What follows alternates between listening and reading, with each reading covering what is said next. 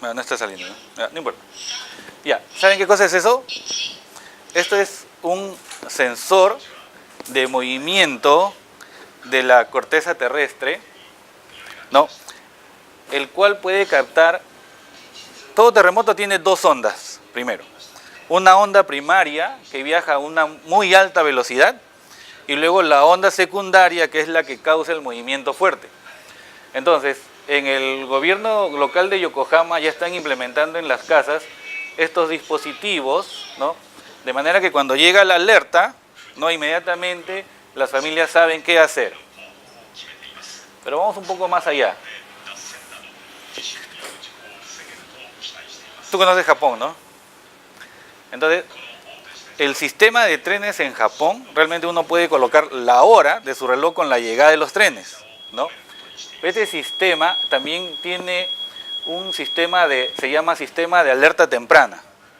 El sistema de alerta temprana nos permite conocer de alguna manera la inminencia de la llegada de un gran sismo. O sea, sismos pequeños obviamente no afectan mucho, ¿no? Pero estos sismos de gran intensidad pueden afectar la seguridad y estabilidad de las instalaciones. Por ejemplo, en una construcción viene el aviso e inmediatamente, ¿no? Colocan sus líneas de vida, ¿no? Las líneas de vida son aquellas líneas vitales, ¿no? Que uno las tiene para colocarse y conectar a una zona segura para que en caso de un movimiento fuerte, ¿no? Haya, digamos, una estabilidad y una seguridad ante la ocurrencia de un evento sísmico. Por ejemplo, en las industrias, vamos un poquito a adelantar esto. Por ejemplo, cierre automático de válvulas, ¿no? También automáticamente se cierran. Por ejemplo, mientras que estaba viviendo en Japón, todas las viviendas en Japón, o la mayoría, tienen el sistema de gas a través de tuberías. Y en el mismo medidor de gas hay estos sensores. Entonces, cuando viene un sismo más o menos fuerte, automáticamente se cierran las válvulas de gas. Ahora, por ejemplo, acá vienen, por ejemplo, esto es un hospital, ¿no? Este es en el área acá dice Tokio. Entonces, por ejemplo, los hospitales también frecuentemente utilizan estos sistemas y sobre todo, antes de que venga el sismo real, lo que hacen son los simulacros. Por ejemplo, en una sala de operación,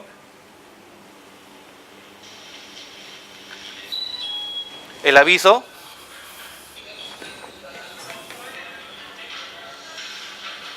y cada uno de los integrantes de esta operación ya tiene, digamos, su actividad, qué cosa es lo que tiene que hacer, ¿no? Acá, ¿cómo vamos con eso? También ya tienen sus protocolos. ¿Sí o no? ¿Ah? A ver, levanten la mano aquí. En su sala de operaciones, ¿quién tiene su protocolo? Nadie levantó la mano. ¿Ah? No son cirujanos. Ah, ya. A ver, de nuevo.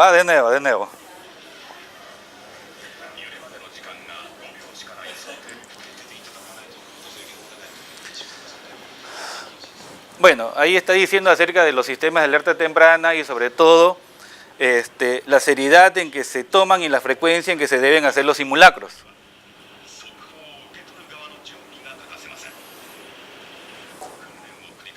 Bueno, nuevamente, ¿no? El aviso, acá dice que se tiene 10 segundos, ¿no?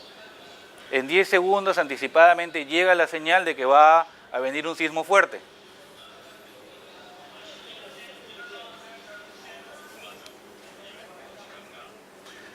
Bueno, y una vez hecho el simulacro, hacen una evaluación del video para ver qué cosa está bien o qué está mal.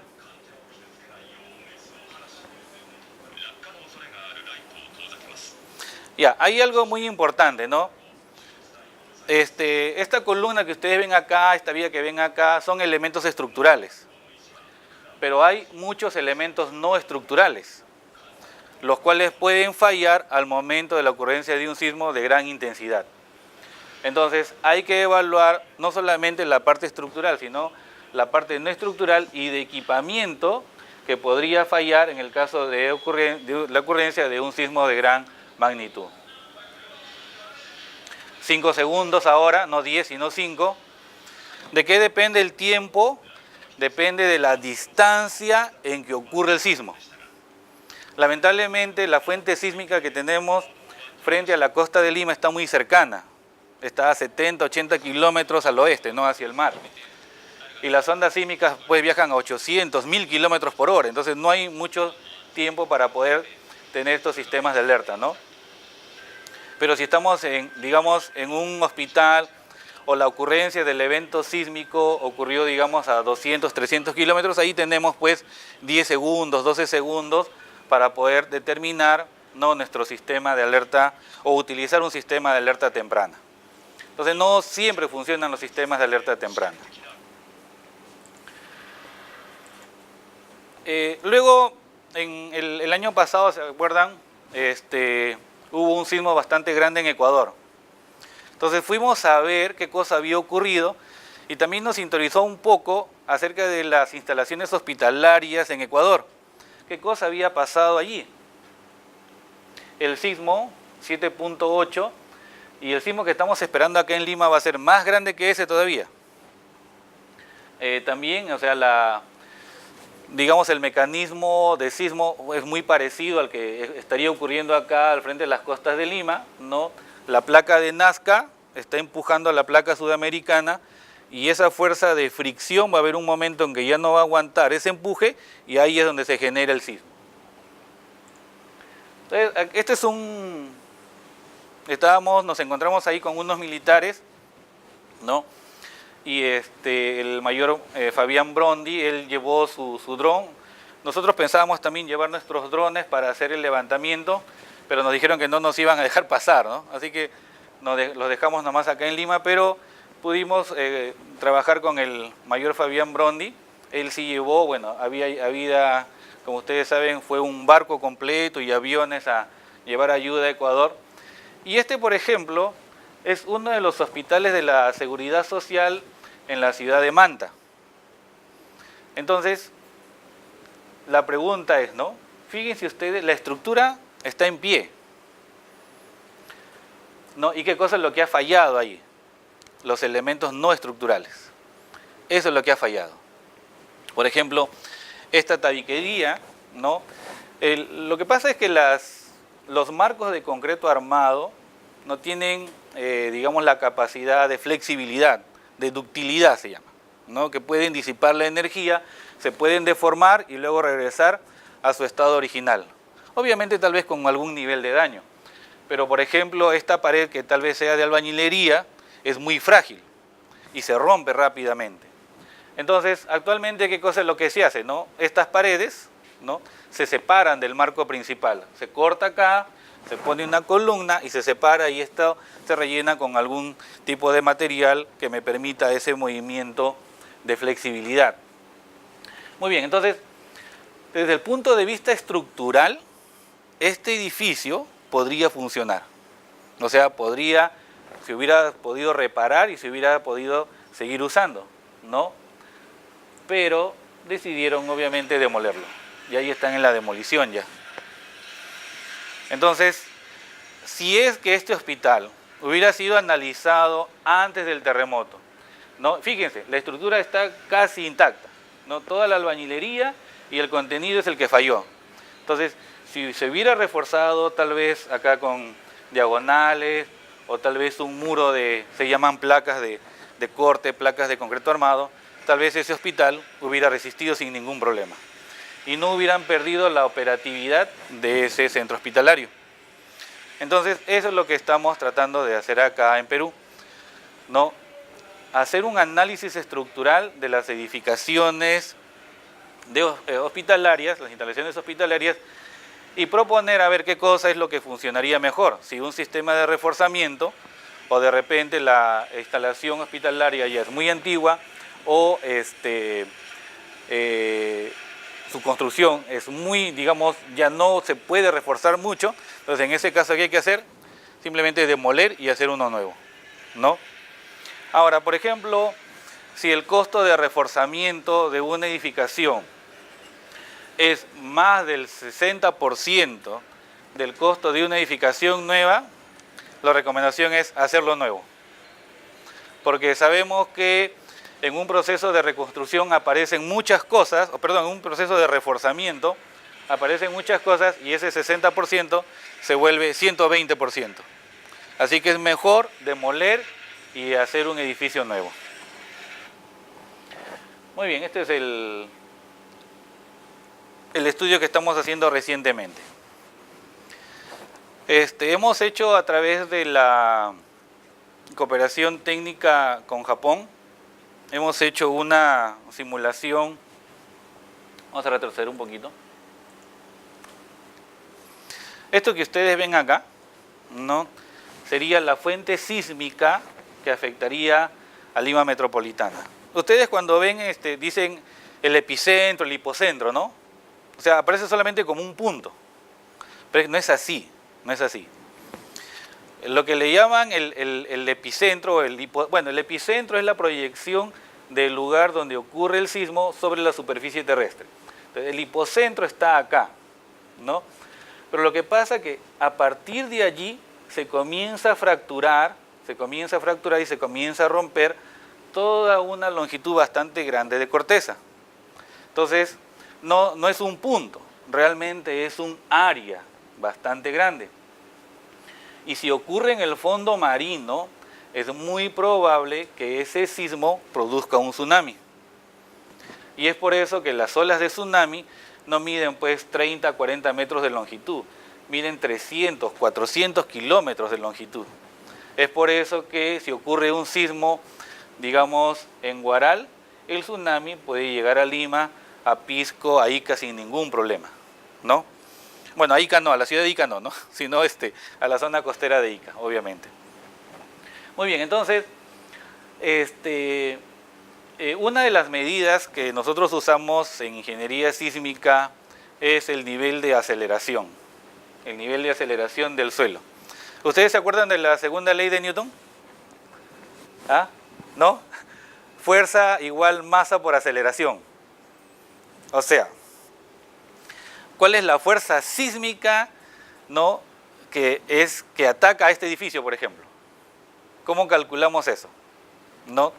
Entonces, a través de la simulación de la fuente sísmica, uno puede calcular la aceleración máxima probable. Entonces ya tengo la aceleración, ya tengo un término, me falta la masa. ¿Cuánto pesa un cuerpo humano? ¿Ah? En densidad, ¿cuánto es? ¿Cuál es la densidad del cuerpo humano? Depende si tengo más o menos grasa. Ya, igual, las edificaciones también tienen como densidades. Por ejemplo, un edificio de este estilo más o menos pesa 1 tonelada por metro cuadrado de edificio. Más o menos, redondeando, ¿no? Entonces, si es que conocemos el área techada, podemos conocer cuánto pesa ese edificio. Así, ¿no? O sea, de manera rápida, ¿no? Obviamente, si uno quiere hacer un estudio riguroso, hay que hacer, obviamente, un estudio de metrado de cargas, ¿no? Pero sí, redondeando números, podemos decir que tenemos 1 tonelada por metro cuadrado de edificio. Si tengo el número de pisos y sé cuánta área techada hay en cada piso, puedo conocer el peso del edificio. Ya tengo el peso o la masa del edificio, ya tengo la aceleración que sale del estudio sísmico, simplemente los multiplico y ya tengo la fuerza que ataca a ese edificio. Entonces, con esa fuerza es lo que se hace ese análisis, ¿no? Entonces, obviamente cada edificio es diferente, ¿no?, y cada sismo es diferente. Entonces acá, por ejemplo, tenemos la zona de mayor ruptura que ha salido de esta simulación y acá está la ciudad de Lima. Ahora, esos colores que ustedes ven allí son muy importantes. Estos colores que ustedes ven acá son muy importantes. ¿Qué significa cada color? Significa bueno, eso representa el mapa de microzonificación geotécnica de Lima. A ver, tenemos dos edificios completamente iguales. Uno está sobre roca y el otro está sobre arena. ¿Sufrirán igual al momento de un sismo? Definitivamente no. ¿Cuál sufre más? ¿El de roca o el de arena? El de arena, obviamente, ¿no? Entonces, tenemos que conocer cuáles son esos lugares de suelos malos. ¿Por qué? Porque ahí se generan amplificaciones sísmicas. Entonces, para el estudio de vulnerabilidad de una edificación hospitalaria, no solamente hay que estudiar la estructura, sino es muy importante hacer el estudio de mecánica de suelos y de geotecnia, que es por dónde está cimentado ese edificio, ¿no? ¿Por qué? Porque, como les digo, si está sobre un suelo relativamente blando, van a haber amplificaciones sísmicas y esas fuerzas se van a incrementar. ¿Se dan cuenta? Entonces, para hacer ese estudio hay que hacer este mapita o un estudio puntual para un edificio. Sigamos.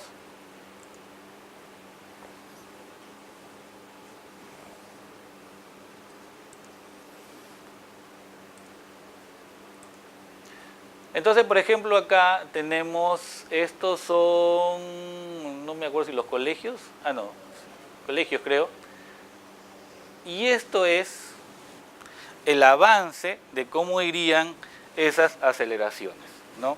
Fíjense en la punta, ¿no?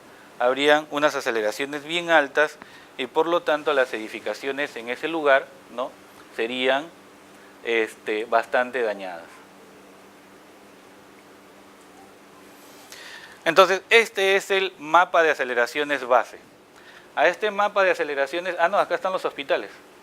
Este mapa de aceleraciones base hay que añadirles esa amplificación por el tipo de suelo que tiene que ser estudiada, como les digo, puntualmente, si es que se quiere hacer un análisis real para una edificación, para cualquier tipo de edificación, ¿no? En realidad. Muy bien, entonces, como ven ustedes, tenemos pues una alta amenaza. Ahora, la pregunta es, ¿y cuándo va a ocurrir?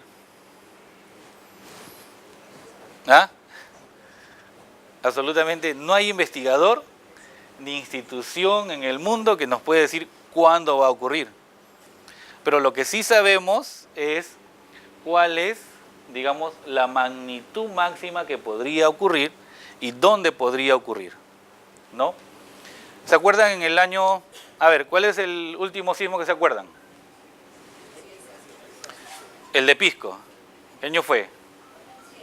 2007. ¿La magnitud? 7.9. 7.9. Ya. Luego...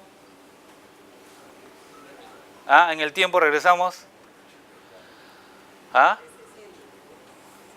Uy, se están yendo muy lejos. No, 2001. En Arequipa, Moquegua, Tacna. Y el terremoto del 2001 generó un tsunami en el área de Camaná. ¿Cuándo pasó el terremoto del 2001? Creo que fue en junio.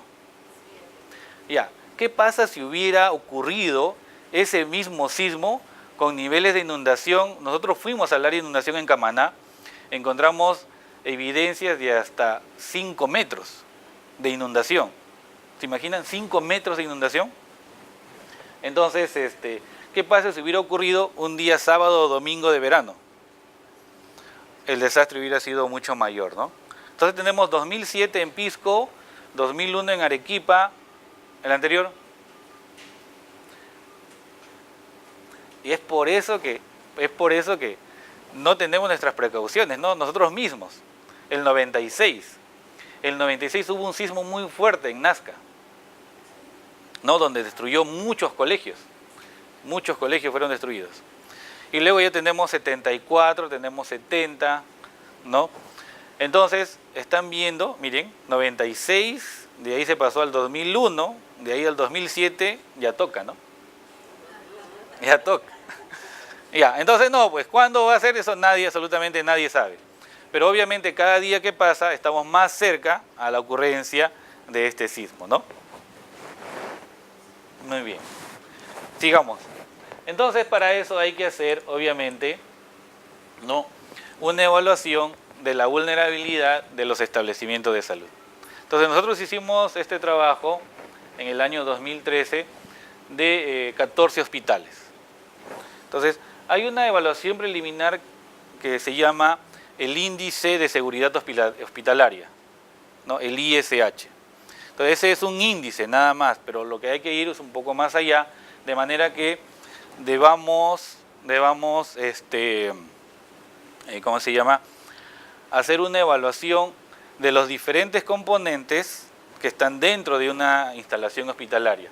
Y como les digo, uno de los componentes muy importantes es el componente no estructural, ¿no? La funcionalidad hospitalaria y el equipamiento, ¿no? Por ejemplo, en caso de un terremoto, ¿este techo nos va a caer encima o no? No digamos así, no seamos malos tampoco con la... Puede ser, ¿no? Entonces, esas instalaciones, ¿no? ¿Cómo se llama? Hay que hacerle una evaluación, digamos, puntual. Muy bien, entonces, ¿qué cosa se busca, no? ¿Cuál es, digamos, el objetivo de un estudio de vulnerabilidad y luego, posteriormente, a un estudio o la elaboración del expediente técnico de reforzamiento? Un proyecto de reforzamiento integral se compone de 3 partes. Primero, el estudio de la vulnerabilidad estructural y no estructural de la edificación. ¿Qué tenemos como resultado de ese estudio? Conocer cuáles son las deficiencias en una estructura y cuáles son las deficiencias en su funcionalidad. Entonces, con ese diagnóstico pasamos a la segunda etapa. La segunda etapa, ¿cuál es? Es la elaboración del expediente técnico de reforzamiento, ¿no? Donde el hospital tiene que mantener su estructura en pie y lo más importante es que siga operativo. Eso es lo más importante. Porque como acabamos de ver en la estructura esta del terremoto de Ecuador, el edificio en sí se quedó en pie, la estructura se quedó en pie, pero perdió toda su funcionalidad, ¿no? Entonces no sirve un establecimiento de salud que siga en pie, pero que no pueda servir, no pueda seguir su operación. Muy bien. Entonces, este es el objetivo final. Muy bien, entonces la segunda etapa, como les digo, es una vez hecho el diagnóstico, se pasa a esta segunda etapa donde se elabora el expediente técnico del reforzamiento de la edificación. Y este expediente técnico debe contener un expedientillo que es muy importante, que es el expedientillo del proyecto de contingencia. ¿Cómo es esto? Por ejemplo, suponiendo que en esta zona de acá es una sala de emergencias o de operaciones, y justo esta zona es la que hay que reforzar, ¿no? Y obviamente una sala de operaciones o una sala de emergencias no debería perder su operatividad en ningún momento. Entonces, mientras se está haciendo el trabajo en esta zona, el trabajo de reforzamiento, toda esta infraestructura y toda esta actividad, ¿a dónde la trasladamos para que no pierda operatividad el hospital? Entonces, ese es el expedientillo de contingencia, que debe acompañar, obviamente, al estudio o al expediente completo de reforzamiento. Ahora, en ese expediente de reforzamiento tiene que ya hacerse el metrado y los costos unitarios para conocer cuánto es que costaría ese reforzamiento. Se compara ese resultado de costos contra el costo de un hospital nuevo y se toma la decisión. Y eso es una decisión técnica y política. No, ahí ya nosotros no entramos. Solamente le sugerimos nada más, mira, reparar esto cuesta como 80 y uno nuevo cuesta como 100. Ya el ministerio toma la decisión o el director toma la decisión. Muy bien. El problema de hacer uno nuevo, ¿cuál es? Que no se hace de la noche a la mañana y no se hace de un año para otro. Toma años, realmente, toma años, ¿no? ¿Por qué? Porque hay que hacer el expediente técnico, que demora obviamente, y el expediente técnico tiene que estar en coordinación con todos ustedes, ¿no? Ese es el trabajo que hay que hacer. Bueno, y luego viene la tercera etapa, que también toma mucho tiempo, que ya es la etapa de la ejecución del proyecto de reforzamiento o demolición del hospital y construcción de uno nuevo. Entonces, esa etapa también es bien complicada, ¿no? En la etapa de reforzamiento o en el proyecto de reforzamiento, obviamente se hace de manera que se obstruya de la menor forma a las instalaciones, de manera que no se pierda mucho la operatividad. Uno. Dos, ¿no? El proyecto de reforzamiento tiene que ser tal que no genere la menor cantidad de contaminación. Eso también es un problema. Nosotros sabemos que nuestros trabajadores de construcción civil no son los más limpios que digamos, ¿no? Y tenemos el problema del polvo.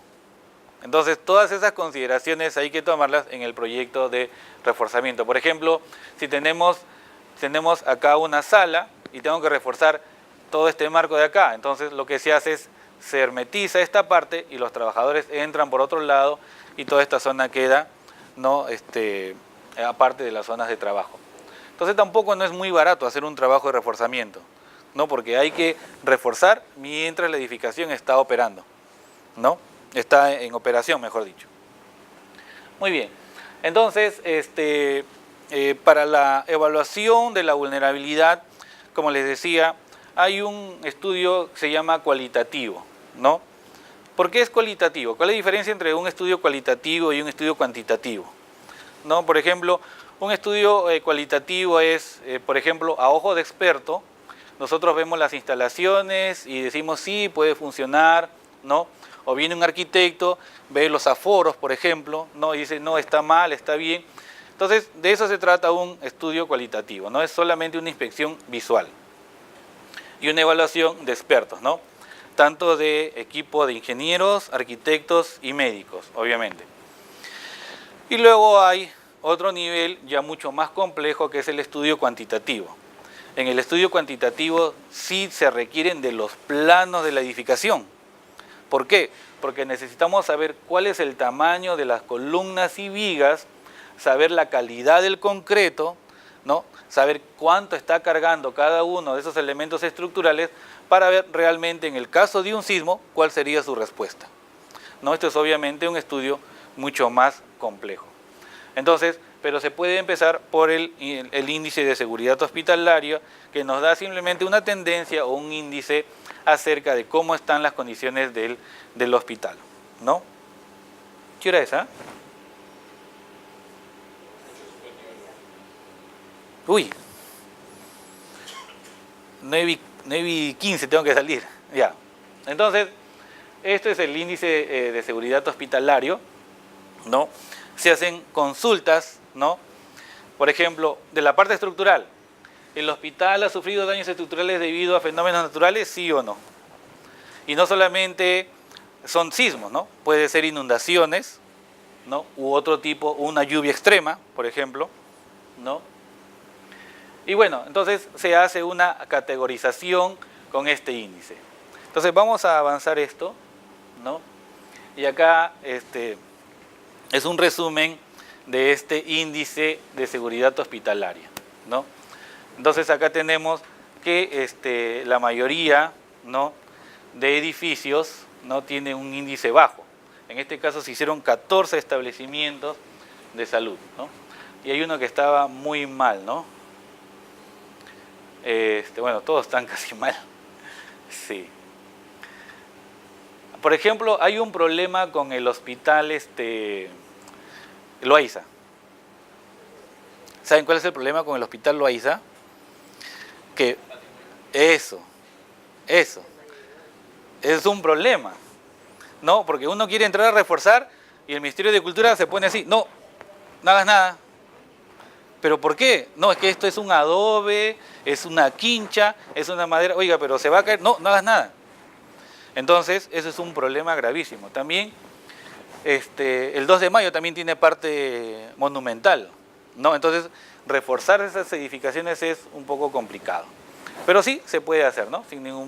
Hay técnicas pero obviamente esas técnicas de reforzamiento de monumentos históricos es bastante cara. Muy bien, este es el trabajo que se hace realmente para hacer la evaluación, o sea, lo que nosotros hacemos es, de esta viga o de esa columna, extraemos una muestra, la llevamos al laboratorio y la ensayamos para ver la calidad del concreto, ¿no? También sacamos muestras de acero y lo ensayamos en el laboratorio para ver justamente esas calidades, ¿no?, del concreto y del acero. Y con eso se hace el estudio estructural. Y luego una medición muy interesante que hacemos es cómo está vibrando la edificación. ¿Por qué? Todo en la naturaleza está vibrando, ¿no? Por el paso de los vehículos, las olas, el viento, los árboles que se mueven, todo está vibrando. Aunque no lo crean, todo está vibrando, ¿no? Esta edificación en este momento está vibrando. Entonces, si en los planos dice que esta edificación tiene cierta estructura, nosotros podemos calcular teóricamente cómo debería estar vibrando, ¿no? Si hay un cambio en la vibración, puede ser que el edificio tenga algún tipo de daño o sus elementos estructurales no tengan la calidad adecuada. Por ejemplo, una edificación muy rígida tiene un periodo de vibración muy corto. Una edificación flexible tiene un periodo de vibración más largo. Entonces, también tenemos ahora un proyecto de justamente monitorear las edificaciones para ver ese cambio de periodos de vibración cuando ocurre un terremoto. De manera que podemos inferir, ¿no? Podemos inferir cuál es el nivel de daño. Muy bien, entonces esto ya es un estudio cuantitativo, ¿no? Se hace un modelo numérico de la edificación y a ese modelo numérico de la edificación se le coloca un sismo, ¿no? Por ejemplo, se calculan estas distorsiones máximas, se llaman, ¿no? Distorsiones máximas. Entonces, en este caso, por ejemplo, tenemos dos niveles de aceptación de distorsiones máximas. En este sentido, tal vez en este sentido así, el edificio está bien, pero en este sentido, en este lado, no para este lado, en el otro sentido, fíjense que los desplazamientos sobrepasan el umbral o límite máximo. Entonces, ¿qué cosa quiere decir? Que tal vez en este sentido el edificio no necesite reforzamiento, pero en este sentido sí. Entonces, ese edificio se puede reforzar, ¿no? Pero hay edificios en que en ambos sentidos obviamente sobrepasa esos límites de desplazamiento, ¿no? Lo que pasa es que cuando viene un sismo, el edificio se mueve y se comienza a desplazar. Entonces, lo que no se quiere es que esos desplazamientos sean tan grandes que tal vez no dañe la estructura, pero dañe el contenido. Y ustedes saben que en un hospital el contenido a veces es mucho más caro que la estructura. Por ejemplo, ¿cuánto cuesta un metro cuadrado de una edificación de concreto armado? ¿Cuánto cuesta un departamento por acá? $2.000 el metro cuadrado, ¿no es cierto? Más o menos. Ya, la estructura más o menos cuesta el 25% de eso, ¿no? O sea, estamos hablando de $500 el metro cuadrado de edificación. Pero si ustedes colocan un tomógrafo, ¿cuánto cuesta un tomógrafo? $40.000, $50.000, no sé, ¿no? ¿600.000? No sé. Entonces, fíjense, la estructura vale $500, pero el contenido vale $500.000. ¿Se dan cuenta? Entonces, por eso es muy importante proteger el contenido en una edificación hospitalaria. ¿A través de qué? A través de la protección de la estructura, ¿no? Para eso se hacen estos estudios. Muy bien. Entonces, tenemos los resultados, ¿no? Y acá, por ejemplo, este es un resultado muy interesante, ¿no? Esto lo hizo el doctor Carlos Zavala, ¿no? Tenemos los pabellones que componen el centro hospitalario y pintamos de color tipo semáforo, ¿no? ¿Cuáles son las condiciones de este edificio? ¿Este dónde es? Este es el Instituto Materno Perinatal, ¿no? Muy bien. Color verde, ¿qué significa? Que no necesita intervención. Color rojo, ¿qué significa? Hay que demoler. ¿no? Entonces, obviamente, pues no necesito parar todo el hospital, no necesito, ¿cómo se llama?, demoler todo el hospital. No solamente las áreas, intervenir solamente aquellas áreas que necesitan, ¿no? Muy bien, entonces así hacemos para todos los hospitales, ¿no? Acá, por ejemplo, tengo, este es el Hospital Loaiza. Sí, este es el Hospital Loaiza. Entonces, creo que las zonas que están achuradas son las zonas que son monumento histórico, ¿no? Que no se pueden tocar. Y las zonas de atrás, hay unas zonas que obviamente, si ustedes conocen el hospital, ha crecido de manera muy informal, ¿no? Entonces, esa zona, por ejemplo, es mejor demolerla, ¿no? Demoler toda esa zona, ¿no? O hacerle un reforzamiento si es que es posible, ¿no? Muy bien, entonces de eso se trata el análisis de la vulnerabilidad y el diagnóstico de las edificaciones. Acá, por ejemplo, el Casimiro Ulloa está más o menos, ¿no? ¿En qué sentido? En que este edificio no hay que demoler, este edificio se puede reforzar, ¿no? Casi todos los bloques se pueden reforzar sin ningún problema. Obviamente, como les decía, el problema está en el diseño del expediente de reforzamiento, de manera que separe lo menos posible la operatividad del centro hospitalario. Muy bien, entonces tenemos los diferentes, este es el resumen, y vamos a, para terminar, este es uno de todos los hospitales, acá está. Este es. Ya. Este es un cuadrito muy interesante, ¿no? Estos son valores muy preliminares, ¿eh? No le hagan caso a estos valores de acá, ¿no? Que realmente es mucho más que esto. Acá solamente estaba el costo que nosotros pensábamos que era la parte estructural.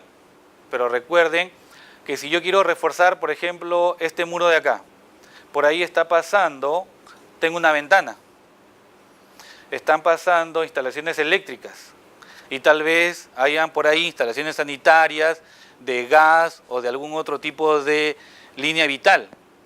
Entonces, si voy a romper esto, no solamente es la parte estructural, tengo que analizar el costo de la arquitectura, de las instalaciones eléctricas, sanitarias, de comunicación y otras instalaciones que tenga el hospital, ¿no? Entonces, por eso que este costo no es, digamos, el final.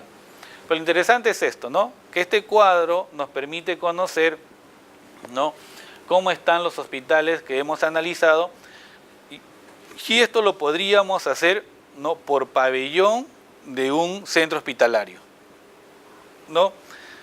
El pabellón tal, ¿qué necesita? El pabellón tal, ¿cuál es, digamos, los niveles de intervención que se necesitaría para tal o cual pabellón? Y con eso hacer, digamos, una decisión, ¿no? Recuerden que esta es una evaluación de la vulnerabilidad estructural y no estructural y funcional de la edificación, ¿no?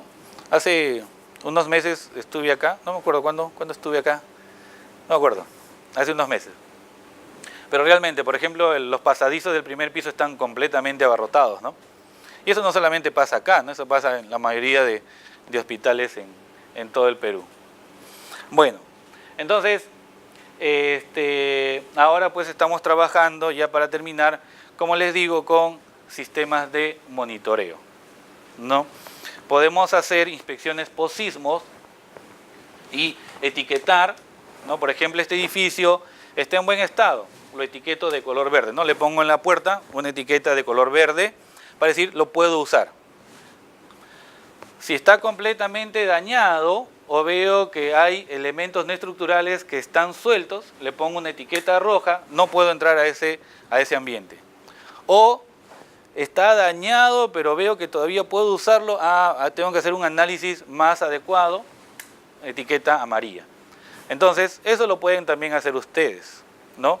Su propio equipo se puede entrenar para la identificación del estado post-sismo de una edificación. Pero como les decía, queríamos conocer, ¿no?, sin necesidad de hacer esa inspección visual, podemos monitorear la edificación. podemos monitorear para ver ese cambio de periodos, ¿no? Lo cual me permitiría conocer, vamos a pasar, nosotros tenemos un centro de monitoreo sísmico, ¿no? Acá. Este, por ejemplo, es un reforzamiento de un hospital. Este es el hospital original en Japón, ¿no? Y este es el hospital reforzado, ¿no? Se llama una exoestructura, o sea, por fuera se ha reforzado. Entonces, fíjense, a ver, ¿dónde está acá?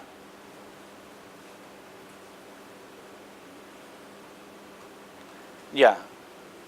Estos grafiquitos, este triangulito, ¿no? Significa el periodo de vibración de la edificación sin reforzar.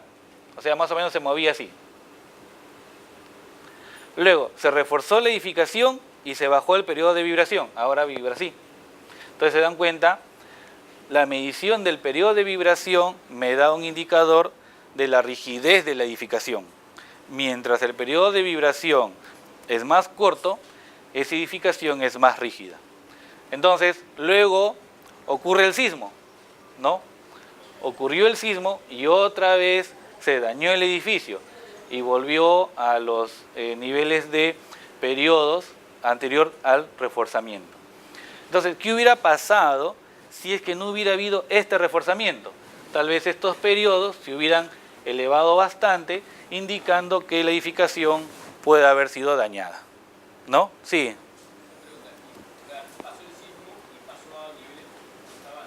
Sí. Así es, claro, ¿no? Porque seguramente acá hay algunos elementos, no solamente la exoestructura, sino los elementos internos de la edificación se pueden haber dañado. Ahí sí tienes que ir al lugar y hacer una inspección del lugar, ¿no?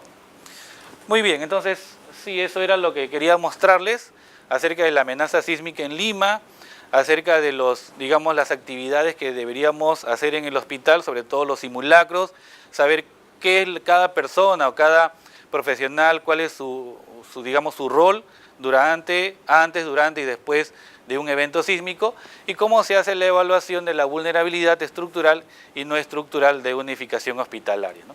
Bueno, muchas gracias. ¿Preguntas? ¿Preguntas? 5 minutos, por favor. Sí, sí. En México hubo un gran terremoto. Claro. Una combinación de los edificios grandes. Edificios con una villa gigante, bolas de acero en la base. Sí. Era una relación. Eso es muy proactivo, ¿no? No reactivo, que es ahora. Claro. Sí. A eso se le llama sistemas de protección sísmica, ¿no?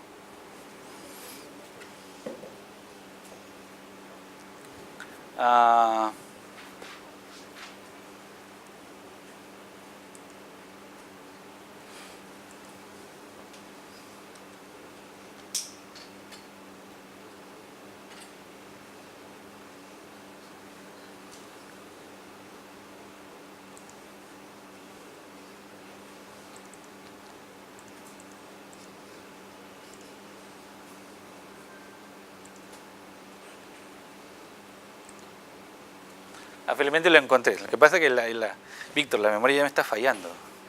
De mucho estrés, creo. Ya. Sí, este es un nuevo pabellón que estamos construyendo ahí en la facultad. Es el edificio de la biblioteca y el centro de información. Y las columnas de este edificio, esta es la columna del edificio, es de acá hacia arriba. ¡Au! Cabía un clavo.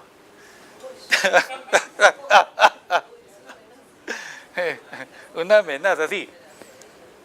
Y acá hay unos pilares. Y entre el edificio y los pilares hemos puesto estos cilindros de caucho con un núcleo de plomo. Entonces, en el caso de un sismo, ¿no? Este se mueve y el edificio ya no se mueve.